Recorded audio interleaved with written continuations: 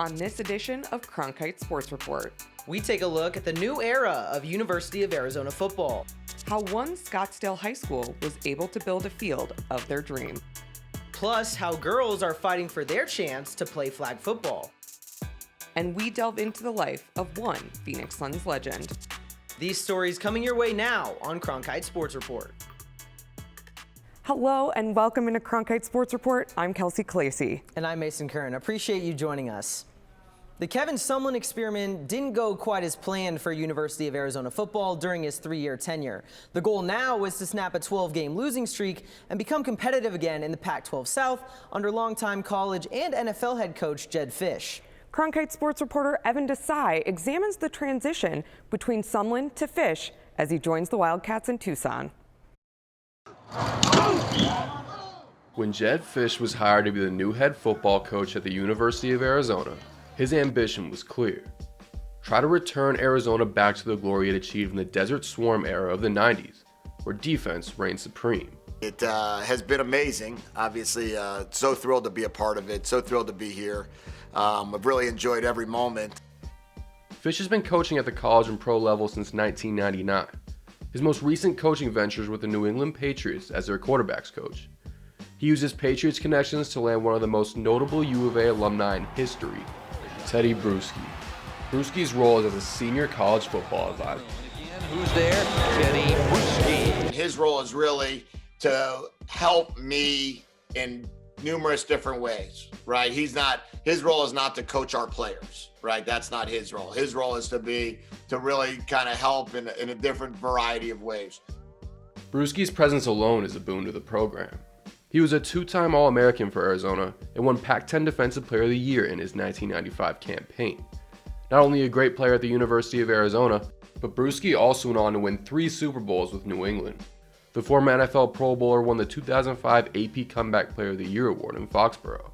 You're talking about bringing back, one of the all-time greatest that's played here, and also the one with the most amount of accolades, along with Gronkowski, right? You have Bruschi and you have Gronk. Also joining the program are defensive coaches Chuck Cecil and Ricky Hunley. Both are College Football Hall of Famers, and both will be more hands-on. Then you have Chuck and Ricky that are really, really, really good football coaches that are full-time on our staff, working every day with our kids. Cecil is going to be the full-time safeties coach for UA. As a defensive back himself in Tucson, he is still in the top 10 of pass breakups, interceptions, and tackles at Arizona. He went on to become a Pro Bowl safety in the NFL. Cecil coached in the NFL for 16 years and knew he had to come back to be part of the program where he started his playing career. You used the term fairy tale. My 5 years here was nothing short of that. And it's something that I have to pay back. In the hire itself, it kind of helps to let players, former players see that, coach is serious about bringing the, former players back into the fold. And then not just on the coaching staff, but in the community. A 2-time consensus All-American, Hunley has a list of conference accolades as well. He's a 3-time first-team Pac-10 selection, as well as a 1983 Pac-10 Co-Defensive Player of the Year. He's coached at the college and professional level for 21 years. I was going to bring Ricky if I became a head coach anywhere. I was Ricky's GA in 1999 and 2000. It just happens to be that I became a head coach at his alma mater. Stenstrom back again. Over the middle, he's picked off at the 47-yard line. Brandon Sanders checks in as coordinator of football, alumni, and high school relations. High school relations will be important when it comes to Arizona's recruiting. The former Desert Swarm defensive back was named first-team All-Pac-10 twice and ranks in the top 3 of pass breakups in Arizona history. We did bring in Brandon Sanders, our director of high school relations and football alumni. And he's got to kind of be our external guy. For all these guys, however, it's not just about the accomplishments. It's about embodying the spirit of the Wildcat program that Fisch is searching for. Their character is just as important. The personal side of Ricky Hunley is a special, special side. And the way he can connect with our players, with our coaches, with the community, with the alumni, he did that at Missouri. He did that at Florida. He does that here. He just happens to be in the Hall of Fame. Going through a transition like this is tough in college football, especially when you've dropped all of your last 12 games. Jedd Fisch has established the identity he wants in his program and looks to get it started in the 2021 season. In Phoenix, Evan Desai, Cronkite Sports Report. Arizona has overhauled its roster since Fisch's arrival, including 10 additions from the transfer portal. Coming up later on Cronkite Sports Report, we'll show you how Coronado High School got its own field of dreams. Plus, how some girls are pushing for equal opportunities when it comes to playing flag football. Don't go away. Welcome back to Cronkite Sports Report. The Arizona Diamondbacks Chase Your Dreams grant is awarded to various high school baseball and softball programs around the valley. Every year, high schools apply for the chance to win thousands of dollars. Cronkite News reporter Zachary Larson shows us how one Scottsdale school was able to use the money to upgrade their facilities. Playing baseball at Coronado High School may have felt like a real-life version of the Sandlot. We've had potholes in the middle infield. We've had dirt where it was pretty much rock. Our grass is able to be actually grown out green now. Our field is not just strictly dirt and concrete pretty much. Coronado High School Athletic Director Anthony Miller was also concerned about the safety of his students. I needed to know that our kids were safe out here. As you can see, you're standing in the dugout right now and there's exposed metal poles. A player could have run right into that before, and I needed to make sure that our students were safe. That's why head coach Donald Spaniak and Miller applied for the Chase Your Dreams grant by the Arizona Diamondbacks, which provided some much-needed help for the program. What we had was shearing off. I think it was the same windscreen from when the field was built, and it was time for an upgrade, and it was kind of one of our last big things we needed, and that Diamondbacks grant came at the perfect time for us. Miller surprised his head coaches when they received the grant in 2020, providing $5,000 to both the softball and baseball teams. In 2021, Spaniak took things in his own hands and was able to secure the grant for the second year in a row. For them to support a program like us for 2 years in a row now, and not just our baseball program, our softball program, that's helped our coaches on a level that it'll probably never be matched again, and they are unbelievably grateful.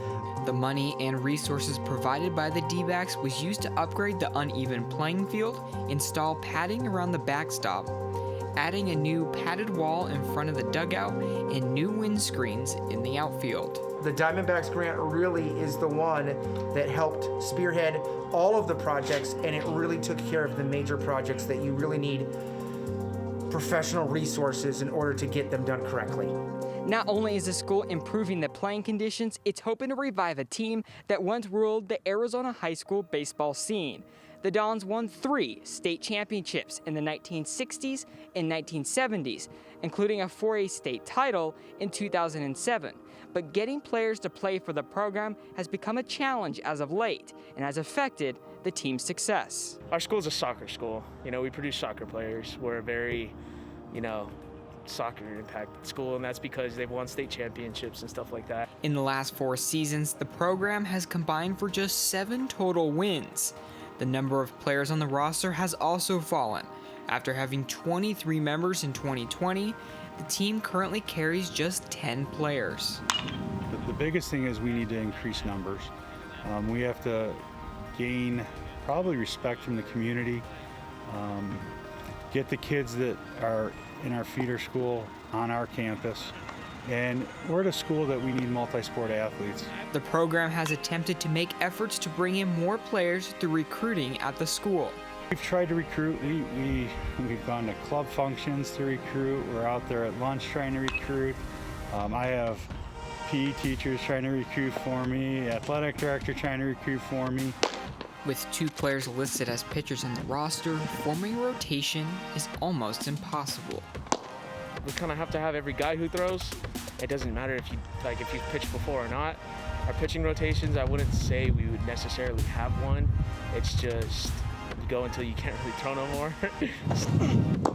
Despite the challenges that may be ahead, Spaniak is confident that this year's group is even stronger compared to his players from a season ago. It's going to be very difficult, but our guys, I'll be honest with you, I had 23 guys on the team last year.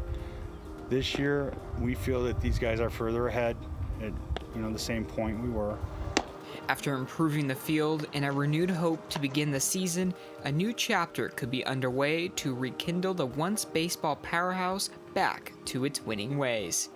In Scottsdale, Zachary Larson, Cronkite Sports Report. Coronado High School hopes to upgrade other parts of their facilities, like the batting cages, in the future. Playing like a girl, especially when it comes to flag football, was seen as a derogatory phrase. But here in Arizona, girls are looking to change that narrative.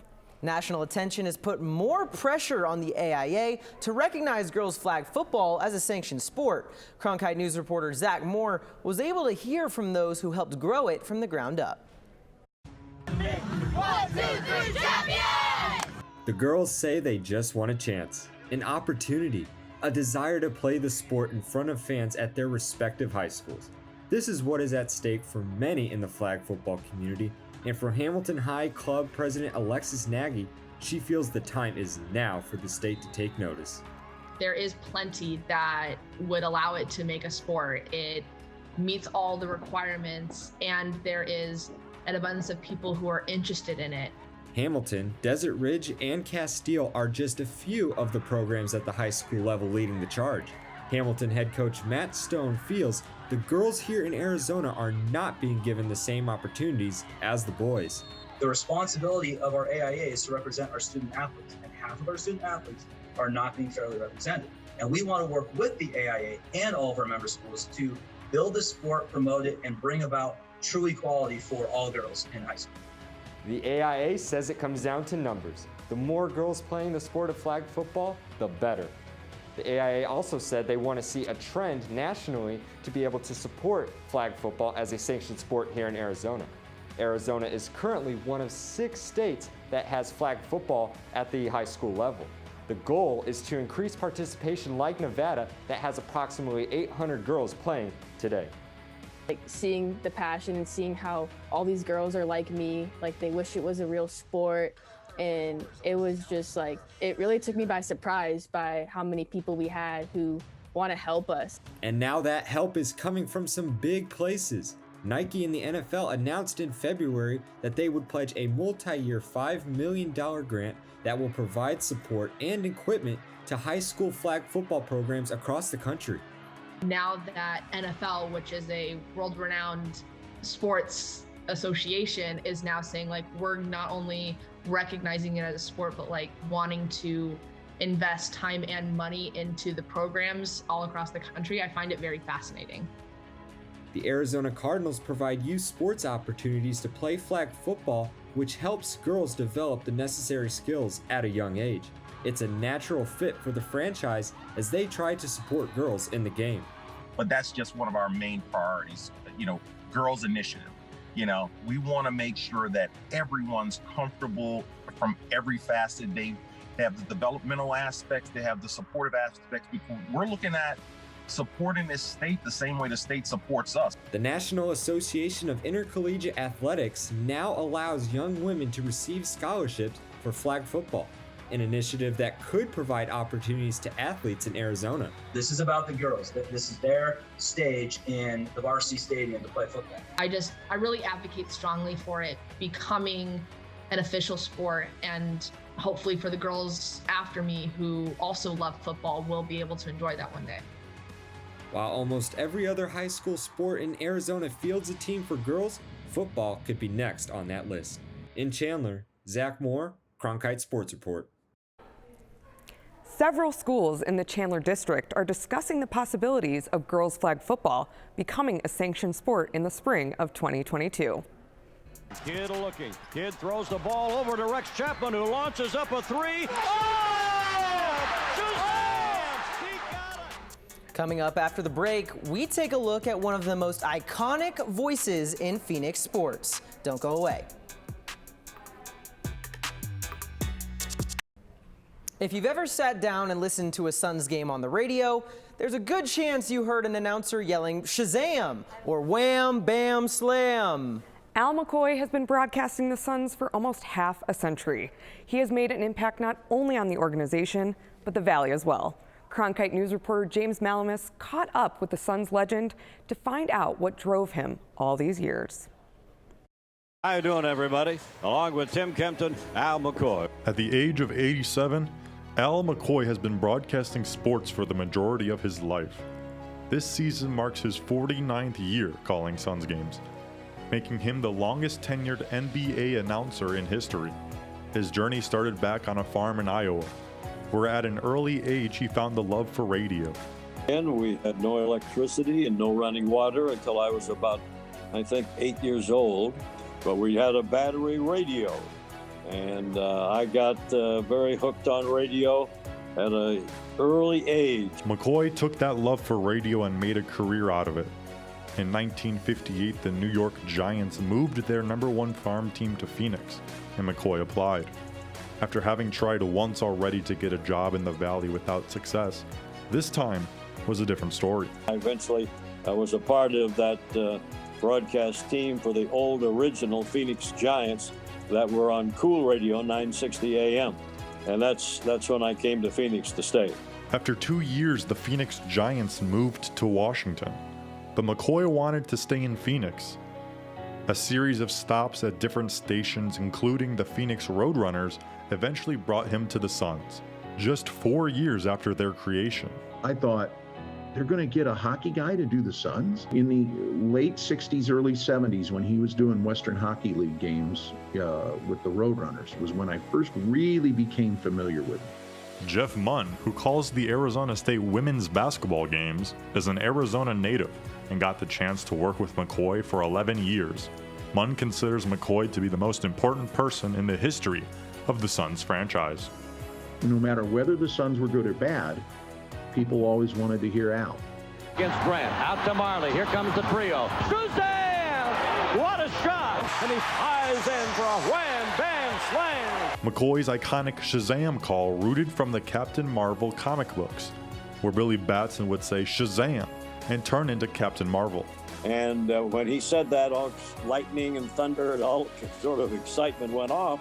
So I said, well, hey, that might be something I could utilize for the three-point shot, thinking that there would only be a few every game. Starts his drive, pumps up a three. Shazam! He ties it! In the first year or two, the Suns hardly took any at all. Now there's more than you can imagine in the first 30 seconds. Shazam and some other catchphrases like Heartbreak Hotel quickly became known by fans not only in Phoenix, but the whole country. I became a quasi bodyguard for Al. We'd literally be in the middle of the broadcast and someone would come up and they'd have his book and their pen and and it's like, can you see we're on the air right now? You know, give us a minute. In 2017, after 45 years of broadcasting the Suns, Al McCoy became the 15th member inducted into the Suns Ring of Honor and the first broadcaster. To be there in that Ring of Honor at the arena with all of the great names that have played and coached for the Suns is certainly very, very special. It was a tremendous honor for me to receive. Turning 88 in April, Al McCoy has already begun lightening his workload. He now only does the home games. When he decides to put the headset down for the final time, it's going to be a big change for Valley residents that grew up listening to him. I'll probably cry. I mean, to be honest, even as a grown man, just when he goes away, just how long he's been there. And I can't really imagine listening to Phoenix Suns game without Al McCoy calling the shots. It's like you go to a holiday dinner at the house and everybody from grandpa all the way down to the little ones know who the voice of the Phoenix Suns is. After accomplishing so much, what keeps McCoy going is the love of the game. Even though I've been doing it for a long time, I still get that thrill and excitement of broadcasting what I think is the greatest sports of them all, the NBA. Whenever McCoy does decide to step away from the game, his legacy with the Suns and in the Valley will be felt forever. But until then, if you will continue to accept me, and if God keeps smiling on me, I'm just going to keep going. In Phoenix, James Malamus, Cronkite Sports Report. Al McCoy has called 2 NBA Finals in his illustrious career, but both times the Suns came up short.